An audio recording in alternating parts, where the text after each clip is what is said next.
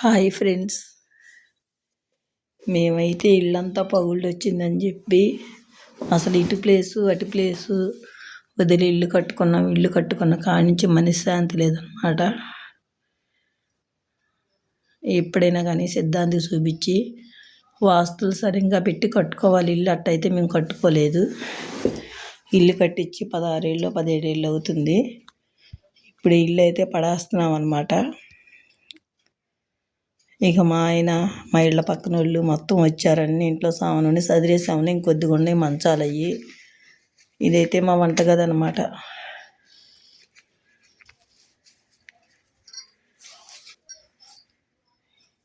ఇది మేము ఉండే గది.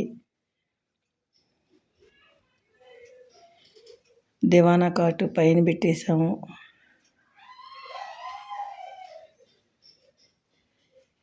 ఇల్లు అయితే చూడండి ఎట్ట పగుళ్ళు వచ్చేసిందో అసలుకి.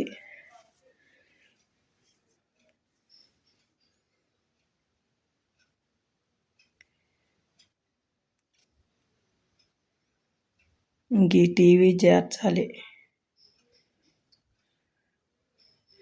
ఆ పైన అయితే మొత్తం పగుళ్ళు వచ్చేసింది.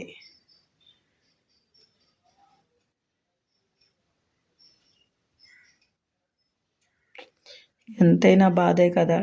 కష్టపడి కట్టుకొని ఇల్లు పడేయాలంటే, కట్టాలంటే బోల్ డబ్బులు అవుతాయి, పడేయాలంటే నిమిషం పట్టదు. అందుకే ఎవరైనా వాస్తువులు చూసి కట్టుకోండి. ఎట్ట పడితే అట్ట కట్టుకో. దీంటైతే మేము నరకయాతన పడ్డామన్నమాట. ఇది మా అబ్బాయి ఉండే గది, ఆ ఒకటి గది మేము ఉండే గది అనమాట. ఇది వరండా. రేకులన్నీ తీసేసారులేండి. ఇది నేను ఇస్త్రీ